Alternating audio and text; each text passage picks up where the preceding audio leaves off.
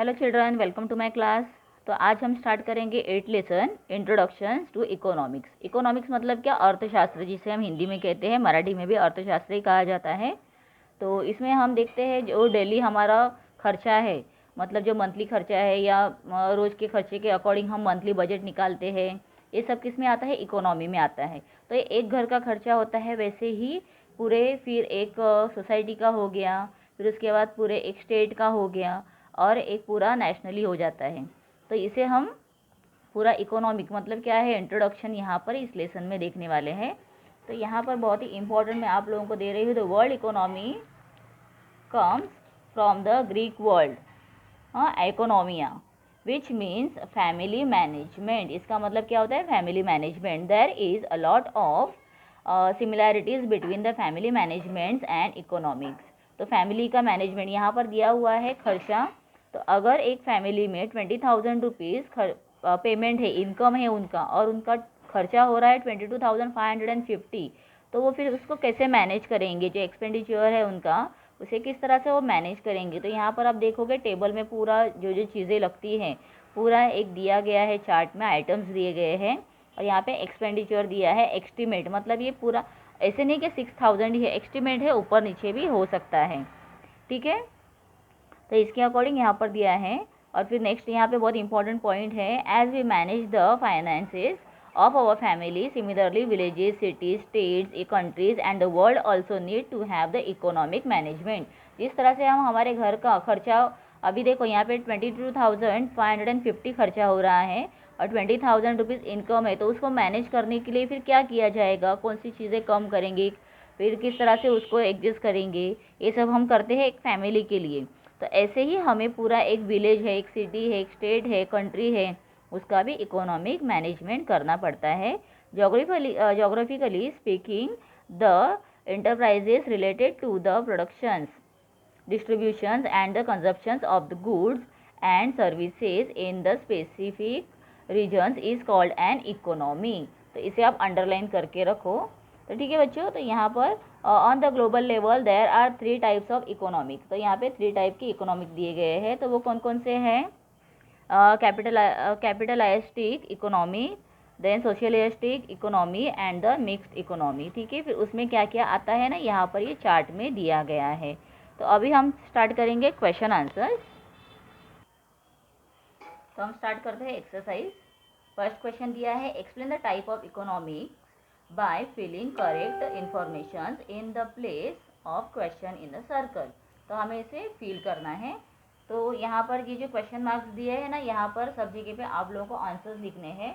तो यहाँ पर आएगा कैपिटल इकोनॉमी, मतलब देखो मैंने जो आप लोगों को अभी पीछे चार्ट दिखाया, तो उसके ऊपर से ही पूरा हमें ज़्यादातर फिल करना है। Then mix socialist economy, mix economy लिखो। उसके बाद यहाँ पर आप लोगों को दिखा देती हूँ मैं एक बार फिर से। तो यहाँ पर जिसमें हमें दिया गया है ना, ऐसे ही है। तो इसका आंसर भी मैंने दिया हुआ है, स्क्रीन के ऊपर आप देख लो और इसे आप लोग ऐसे ही फॉलो करो। फिर नेक्स्ट है question number 2, give an explanation economy being at home. Sorry, economy begins at home, मतलब इकोनॉमी घर से स्टार्ट होती है, जैसे मैंने आप लोगों को अभी एक्सप्लेन किया था। तो इसका भी आंसर मैंने दिया हुआ है, तो आप ये पॉइंट वाइज यहाँ पे कंटिन्यू करो। फिर सेकंड क्वेश्चन देखिए। अच्छा, तो मैं एक बार आप लोगों को एक पॉइंट भी रीड करके दिखा देती हूँ। फर्स्ट इसका, the family finance is mainly related to income and expenditure. तो फाइनेंस क्या है? जितना हमारा इनकम है और कितना हमारा खर्चा है, इसके ऊपर हमारा जो फाइनेंस है, इकोनॉमी है, ये डिपेंड रहती है। The income of the family is limited and its needs are infinite. अगर लिमिटेड इनकम है लेकिन खर्चे ज़्यादा है तो फिर चलेगा? नहीं चल सकता है। मतलब यहाँ पर हमें इस बातों के ऊपर डिस्कस करना है। तो आगे भी पॉइंट्स है, वो भी आप लोग कंटिन्यू करो। फिर सेकंड देखो, India's economy is of mix type. तो इंडिया की जो इकोनॉमी है वो मिक्स टाइप की है। तो इसका आंसर है, there is coexistence of the public sectors and the private sectors in the Indian economy.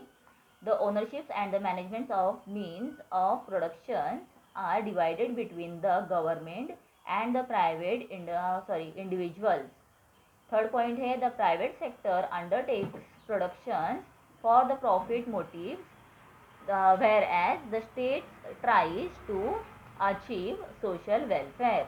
Then the fourth point है in this way we have the features of both the capitalistic economy and the socialistic economy. Therefore, it is said that India has mixed economy. Then the third answer है on the basis of economics, we can divide countries into three groups.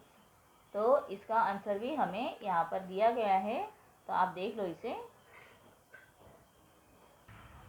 तो ये इसका answer screen के ऊपर दे दिया है। तो first point में रीड कर देती हूँ। The enterprises related to the production, distribution and the consumption of goods and services in specific region is called economy. जो मैंने स्टार्टिंग में इंट्रोडक्शन में रीड किया था, तो वो पॉइंट यहाँ पर आता है। उसके बाद हम स्टार्ट करेंगे third question. Write the following question in one line. तो इसके हमें वन लाइन आंसर्स लिखने हैं। To which economy factor is the management of individuals और फैमिली फाइनेंस रिलेटेड। तो इसका आंसर है द मैनेजमेंट ऑफ इंडिविजुअल्स और the family finance is related to income and expenditure. Then second question है from which Greek word is the term economic derived. अभी ये मैंने सब स्टार्टिंग में रीड किया था, तो आप लोगों को इसका आंसर पता रहना चाहिए। तो यहाँ पर आप देख सकते हो ग्रीक वर्ड दिया हुआ है। ओके, तो इसको रीड कैसे करना है? Oikonomia, oikonomia. Then third question है in capitalistic economy to whom does the ownership and management of means of productions belong। तो इसका आंसर है ये देखिए यहाँ पे स्क्रीन पे मैंने दे दिया है answer. The ownership and the management of means of production belongs to the private individuals in the capitalistic economy। इसका आंसर है।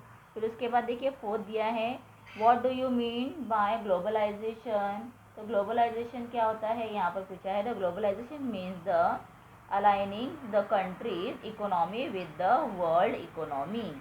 ठीक है, तो यहाँ पर आप देख सकते हो सारे क्वेश्चन आंसर्स कंप्लीट हो गए हैं और मैंने कुछ एक्स्ट्रा क्वेश्चन दिए हुए हैं, तो आप लोग इसे भी फॉलो करो और अच्छे से अपना स्टडी कंटिन्यू करते रहो। और नेक्स्ट वीडियो देखने के लिए, मतलब लेसन नंबर 9 देखने के लिए चैनल को सब्सक्राइब करो। और इसके प्रीवियस लेसन्स के भी मैंने आंसर्स दिए हुए हैं और लेसन को शॉर्ट में एक्सप्लेन भी किया हुआ है, तो ज़रूर आप लोग देखिए और शेयर और लाइक ज़रूर कीजिए। सब्सक्राइब नहीं किया होगा अब तक तो सब्सक्राइब ज़रूर करके रखिए।